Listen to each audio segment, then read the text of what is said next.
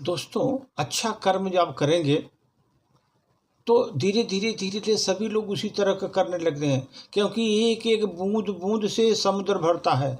बूंद बूंद से समुद्र भरता है। आगे एक अच्छाई आप करते जाएंगे। अगर सोचोगे मैं क्यों करूं, ऐसा नहीं। सभी आप शुरुआत तो करिए, धीरे धीरे करेंगे, आगे सभी लोग करने लगेंगे। सर, इस पर एक प्रस्तुति। सर, एक लड़का था, 8वीं कक्षा में पढ़ता था। बहुत आज्ञाकारी था और हमेशा दूसरों की मदद के लिए तैयार रहता था, मदद करता था। शहर के मोहल्ले में जहाँ रहता था वहाँ के बिजली के खंभे थे सर, लेकिन ऊपर लाइट लगी नहीं थी। लाइट नहीं थी, सालों से खराब थी पूरी स्ट्रीट लाइट। बार बार शिकायत करने पर भी उन्हें कोई इलेक्ट्रीशियन आकर ठीक नहीं करता था। बिजली विभाग वाले उसको ठीक ही नहीं करते थे।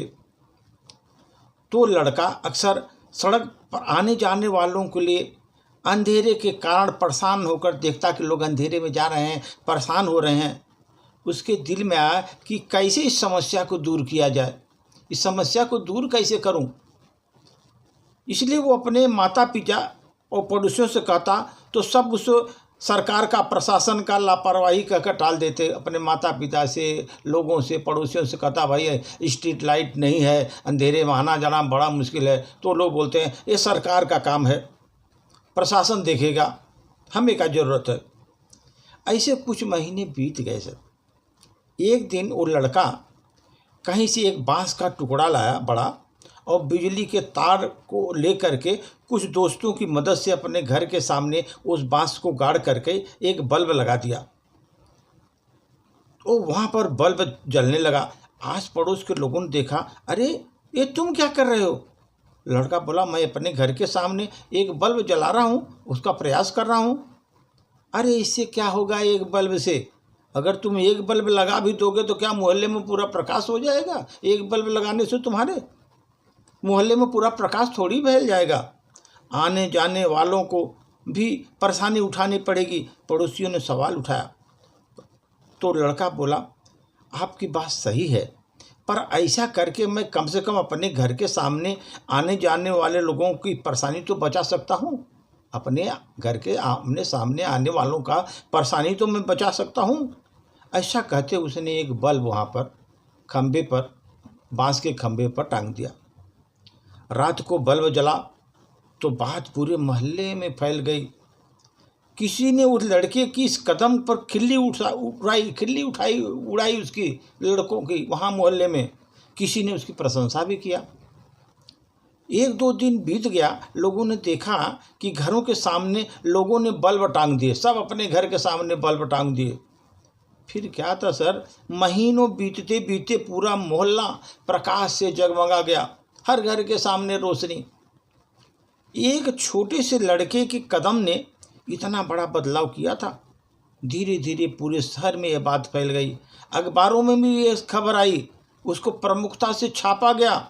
अंततः प्रशासन ने अपनी गलती मानी और उसको एहसास हुआ अपने गलती का। उसने मोहल्ले की स्ट्रीट लाइट ठीक कर दिया।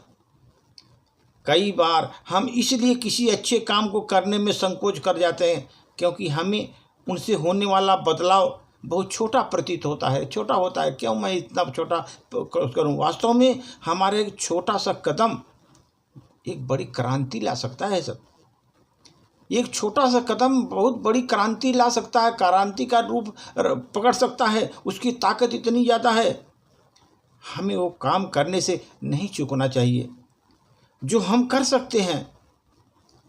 अगर इस कहानी से वो लड़के का प्रयास पूरे मोहल्ले को रोशनी दे सकता है तो उसका कदम उसकी महानता से होता है, उसकी ही महानता होता है। जितनी रोशनी वो पाता है सर, जितना रोशनी जितना मिलता है उससे उसकी महानता बढ़ती जाती है।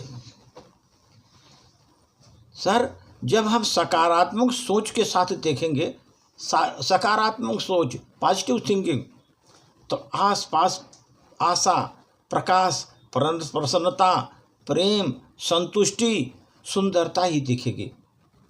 अगर आप पॉजिटिव थिंकिंग करके अगर आसपास की चीज़ों को देखेंगे तो आपको आशा, प्रकाश, प्रसन्नता, प्रेम, संतुष्टि, सुंदरता ही दिखेगी।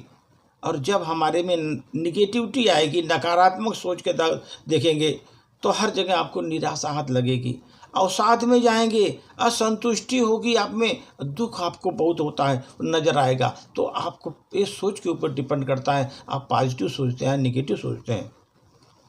शिकायतें बार बार जो करता है ना, जो शिकायतें बार बार करता है, जीतता वो है जो कोशिशें बार बार करता है। शिकायतें करने से कोई जीतता नहीं, जो कोशिश बार बार करता है वही जीतता है, वही सफल होता है, वही मंजिल को प्राप्त होता है। धन्यवाद।